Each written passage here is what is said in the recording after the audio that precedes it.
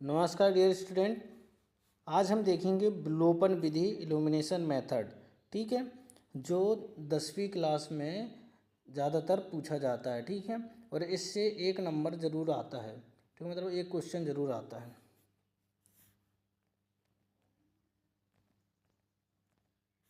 नमस्कार साथियों, स्वागत है आपके अपने यूट्यूब चैनल स्मार्ट्स में।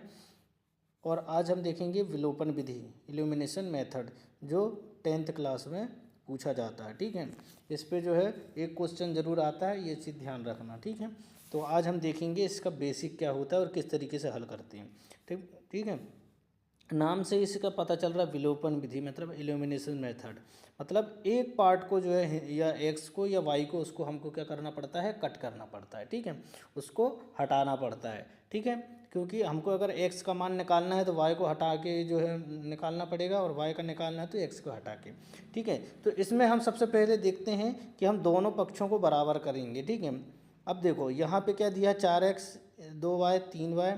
ठीक है, तो यहाँ पे क्या है, ऊपर अगर मैं ये इसको दे देंगे समीकरण 1 समीकरण 2। ठीक है, अगर मैं बोलूँ कि समीकरण 1 में 2 का गुणा करूँगा तो क्या हो जाएगा, ये 2 का गुणा करेंगे तो 4x हो जाएगा, प्लस 2 तिया 6y हो जाएगा, बराबर में 13 दूनी 26 हो जाएगा। समझ में आया कि नहीं? और इसमें कुछ करने की ज़रूरत नहीं है, क्योंकि ये 4x हमारे पास में है और ये 2y है, बराबर में 14। अब इसको हल करने से पहले क्या करते हैं कि जो इसके जो चिन्ह हैं वे सारे चिन्हों को बदल देते हैं। ठीक है, ठीक है, ये माइनस का 14 हो गया है। ठीक है, तो ये प्लस माइनस ये कैंसिल आउट हो जाएगा।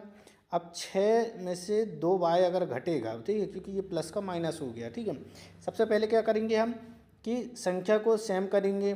ठीक है, और उसमें ये चीज़ ध्यान रखना कि दोनों मतलब संख्या सेम करने से पहले दोनों संख्याओं के जो है चिन्ह बराबर होना चाहिए, क्योंकि हम इसको हल करने के लिए जो है चिन्हों को बदलते हैं। ठीक है, अगर दिया होगा अपोजिट दिया होगा तो फिर अपने को बदलने की ज़रूरत नहीं है, उसके हिसाब से फिर अपने को जो है आंसर निकालने की ज़रूरत है। ठीक है, वो अगले क्वेश्चन में मैं आपको उसका डाउट बता दूंगा। सबसे पहले क्या करना है, एक्स के मान या वाई के मान को सेम करना है। ये कर दिए, ये प्लस का माइनस हो गया, ये प्लस माइनस कट गया, 6 में से 2 गया 4y, 26 में से 14 गया 12।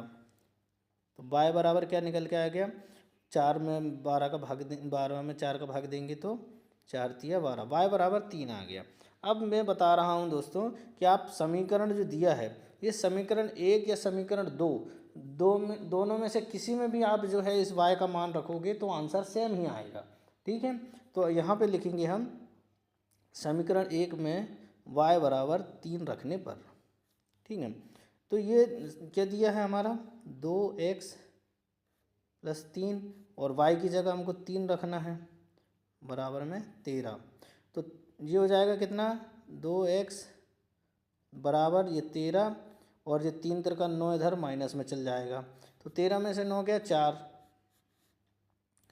तो x बराबर क्या हो जाएगा हमारे पास में ये 4, और जो 2 जो है गुणा में है ये इधर चल जाएगा भाग में। ठीक है, ये भाग में चला जाएगा, ये काटेंगे तो x बराबर में 2 निकल के आ जाएगा।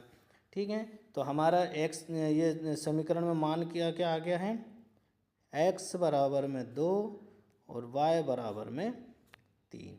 ठीक है, इस तरीके से विलोपन विधि हल करते हैं दोस्तों। ठीक है, अगले क्रम में एक क्वेश्चन और देखते हैं हम, ये दिया है।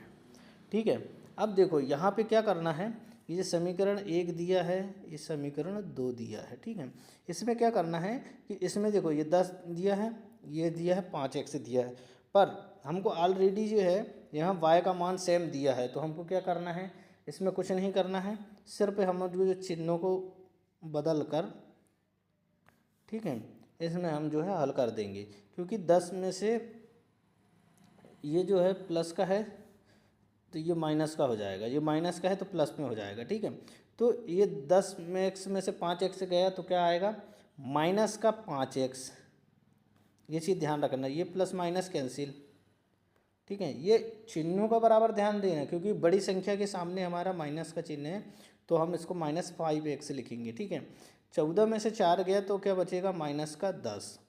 तो x बराबर में -10 बटे -5, 5 दूनी 10, माइनस से माइनस कैंसिल, तो x बराबर में +2 आ गया, ठीक है। ये चीज़ ध्यान रखना। अब ये x के मान को या समीकरण 1 में रखो या समीकरण 2 में रखो, मान सेम ही आएगा, ठीक है। समीकरण 1 पर जो है x बराबर 2 रखने पर क्या हो जाएगा, ये 5 और x का मान कितना आ गया 2, तो 5 दूना 10 -2 y बराबर में 4, ये माइनस में है। अब ये 2y बराबर क्या होगा, ये हो जाएगा 4, और जो 5 दूनी 10 क्या हो जाएगा, ये माइनस का 2y है, ठीक है। ये 5 दूनी 10 इधर चल जाएगा तो माइनस में आएगा, ठीक है। और ये क्या बचेगा यहाँ, -2y बराबर में आ जाएगा ये -6, तो y बराबर में -6 बटे -2, माइनस से माइनस कैंसिल, 6 2 तिया 6, तो y बराबर में 3, ठीक है। क्वेश्चन आ गया आंसर। x बराबर में क्या आया 2 और y बराबर में 3, ठीक है। इस तरीके से अगर आप इसमें भी मान रखोगे तो भी उतना ही आंसर आएगा। जैसे x का मान मैं अगर यहाँ पे रख के बताऊँ तो क्या हो जाएगा, ये 10 दूनी 20 हो जाएगा, 20 हो जाएगा, 20 माइनस होगा तो 14 में से तो क्या हो जाएगा, 20 माइनस होगा तो -6 आएगा, जैसे यहाँ आया था। फिर आगे भी हल करोगे तो y बराबर 3 आएगा, समझ में आया ना। तो x के मान को समीकरण 1 में रखो या 2 में रखो, आंसर सेम ही निकल कर आता है, ये चीज़ ध्यान रखना, ठीक है। आशा करता हूँ कि विलोपन विधि आपको पसंद आई होगी, ठीक है। क्वेश्चन समझने के लिए आपके लिए 2 क्वेश्चन ही बहुत होते हैं, ठीक है, ठीक है। मेथड आपको समझ में आनी चाहिए, ठीक है। अगली अगर आपको प्रतिस्थापन विधि पढ़ना है, ठीक है, तो कमेंट करें, ठीक है। मैं प्रतिस्थापन विधि के लिए वीडियो लेकर आऊँगा। धन्यवाद।